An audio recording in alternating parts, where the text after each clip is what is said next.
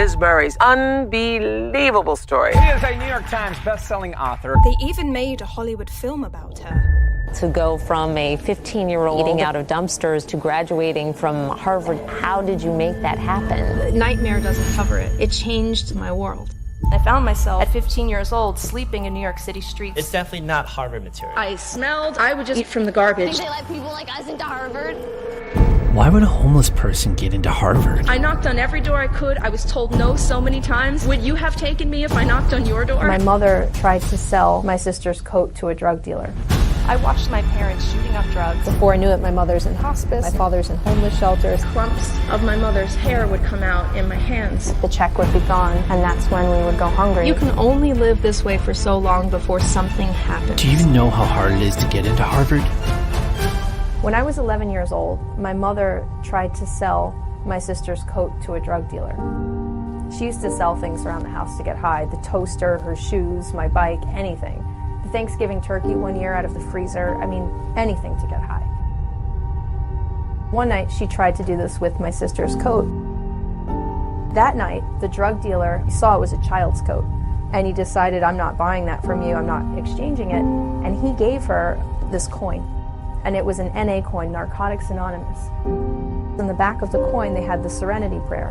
God, grant me the serenity to accept the things I cannot change, the courage to change the things I can, and the wisdom to know the difference. My mother came home. She came in and just kind of slammed this coin down. I'm 11 years old. I take it into my hands, and I remember rubbing my thumb over this little inscription, not knowing really what these words meant, but there was something about the mystery and the beauty of the coin that made me keep it.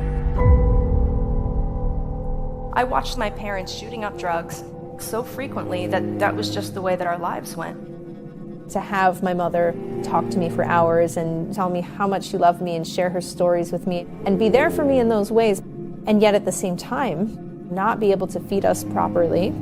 First of every month, the mailman brings everybody's disability check. We'd get the check, and then the first stop would be down Grand Avenue so my parents could get drugs. And 3 days later, the check would be gone, and that's when we would go hungry. There was a point where it all finally caught up with them. You can only live this way for so long before something happens. You know, and Mom, she became HIV positive first. She got sick and came into my room one night to tell me, and nightmare doesn't cover it. It changed the shape of my world. Eventually, both my parents contracted HIV, and by the time that I was the age that most people are when they're planning their prom or applying to college, what happened in my life instead was that my mother went from having HIV to full-blown AIDS. Before I knew it, my mother's in hospice, and my father's in homeless shelters, and I was 15 years old. So I slept on the subway, then I slept in the hallway, until I did realize I was, in fact, very much homeless. I used to visit my mother in the hospital for 5 hours. Like, I would sit with her all day. We used to listen to the radio and we'd sing the songs together. And I'd help her wash her hair while we played the radio, and clumps of my mother's hair would come out in my hands. I said, Ma, you know what? I love you. I gotta go. I'm gonna hang out with my friends. I'll be back later. And she was laying on the mattress and she was staring out the window, and she was dying alone in this hospital room.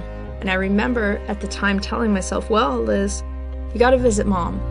Always thinking that there would be another time.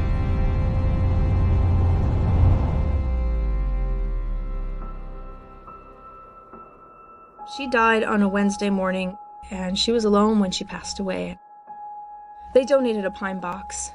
Someone took a black magic marker, they misspelled her name, and they wrote the words head and then feet on the box with an arrow, and I'm standing there, and I'm looking at this pine box, and what came back to me and flooded me with images and feelings was, okay, I remember when Mom used to sit at the foot of my bed and she would share her dreams with me. How one day she was going to be sober. One day things would be better, and she always told me, Lizzie, it's going to be a better life later. And you know, what I carried around with me at the time was my mother's picture in my back pocket. It's crumpled up with cracks on it. I used to take that picture out right after I buried her, and I would look at that picture, and it was when she was homeless that picture was taken. And what I realized is that I may not have been doing drugs, but in every other way I was living her life.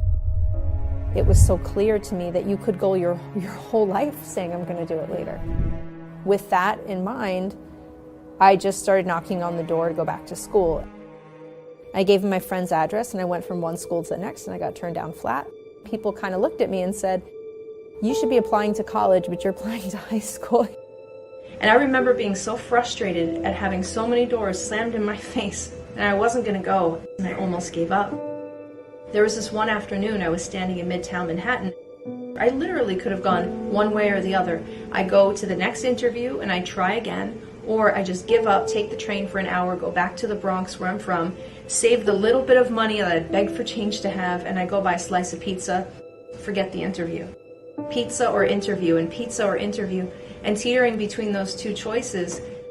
And I told myself, oh, I'll go back to school later. And an alarm bell went off. I'm a high school dropout who's quickly becoming the same age as a high school graduate. I'm falling behind. Chaos is around me, I'm sleeping on the streets, and I have this coin. And I came to finally understand the meaning, the difference between the things I could and could not control. I could not bring my mother back, as much as I wanted to, and I love her so much. I could not change the fact my father was in a shelter or that I was sleeping on the street. I could not control so many of these things, but if I could just focus on what I could control. There I stood on that corner trying to make this decision, pizza or interview, and pizza or interview. Somebody had to break the cycle. And if not now, then when? And I ditched the pizza. I went for the interview, and I told myself that even though it wasn't likely, at the very least it was possible that the school would take me. And finally, someone opened the door. We'll never forget Liz Murray's unbelievable story. In 2 years, she finished 4 years of high school and graduated top 2 of her class, all while being homeless. That hard work paid off when Liz was accepted to Harvard University. Had an instant bestseller. She's a New York Times best-selling author. Finally, I saw that one day at a time, I was carving out a new life for myself.